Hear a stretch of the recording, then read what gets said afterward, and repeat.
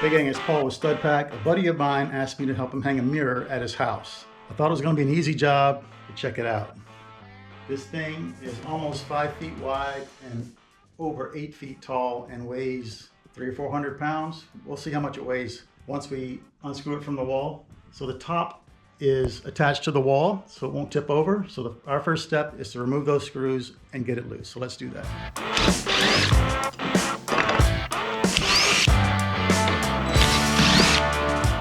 All right, we have our blocks removed from the back. All right, we've got the blocks removed. The mirror is now no longer attached to the wall. Our next step is to remove all these eye bolts, this turnbuckle, and this old bracket so that they're not in the way of our attachment method, which we're going to show you in a little bit. So let's get this out of the way, remove that hardware, and get this piece of wood off the wall.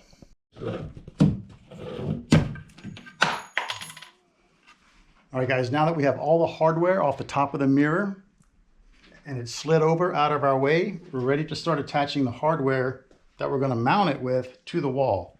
There was a receptacle here that was in the way of our mounting hardware, so I removed it, and we're going to flip this around into the closet later.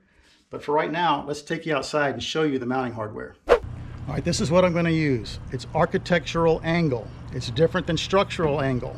So this is different than structural angle because structural angle has a rounded edge here, and these are rounded, and these two edges are not parallel. Architectural angle is just what you see there. Nice square corners, so that'll make the mirror sit nice and flat against the wall.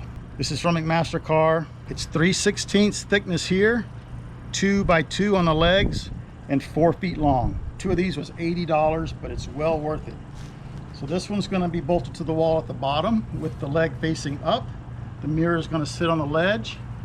I have another one at the top with the leg facing down and the mirror attached to this leg so it won't tip out. So our first step is to go inside, determine the placement of this, and then drill it for our countersunk screws. All right, gang, we've marked the center of the wall between the two doorways. I put a mark on my angle. That's the center of that. I'm just going to align those like that right on our beam and attach that to the wall. Now we've already located the studs, that blue tape up above, and I know that we're going to be in 3 studs with this, which is going to be plenty. All right, so we've marked the left-hand side and the right-hand side of all 3 studs. We've got our vertical laser lined up on the center mark here and on the angle. Now I'm going to just transfer the center of each stud onto our angle. So let's go outside and drill the holes in here to attach this to the wall. And we'll also drill the holes in the bottom to attach this to the mirror. Let's head to the truck.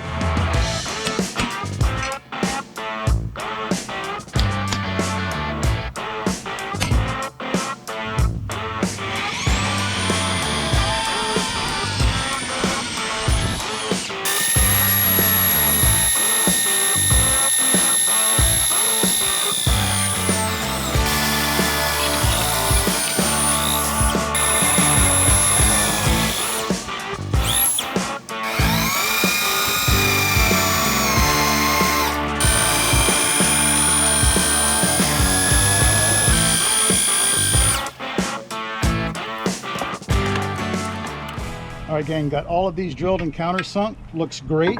Number 14 by 3 screw to attach it to the wall. It uses a number 3 Phillips. Very important to use the right size bit. That's a number 3 bit. If you use a number 2 bit, it just cams out and it ruins the screw and the bit. So use the right bit. So let's go inside and attach this to the wall.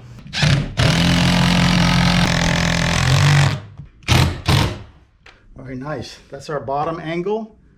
Now we're going to put the mirror on here and transfer the top of the mirror to the wall. Instead of measuring, we're going to use the mirror to tell us exactly where that upper angle goes. So let's move all this and put that mirror on there. Are we on it? It better be. Yes. Okay. JP needs to come a little bit more towards the wall though. There you go. Okay. Yep. You're on it.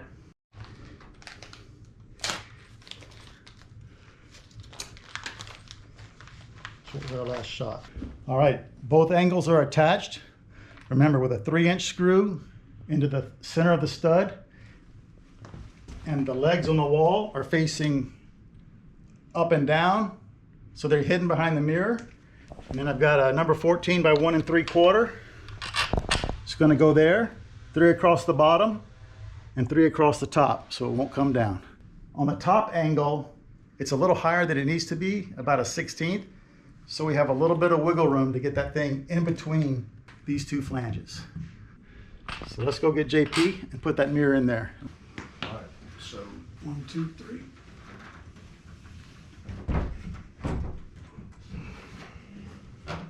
Up, JP.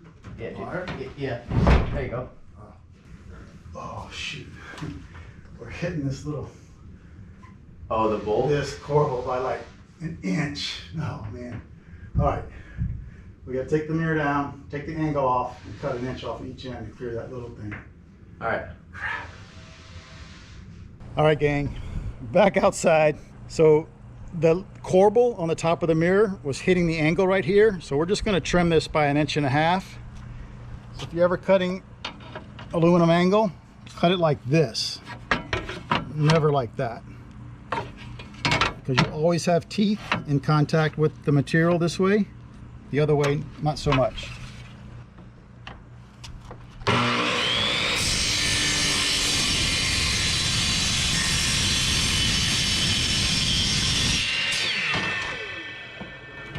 All right, let's clean these edges up with a file and go put this back on that wall.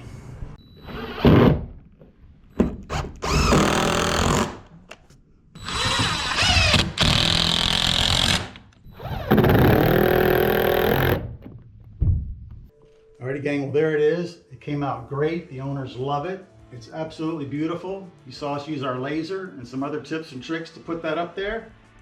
If you have any questions or would have done something different, drop us a note in the comments below and we'll try to answer it for you. Give us that thumbs up, smash that like button. Really appreciate that. Subscribe if you haven't already, and we'll see you on the next one.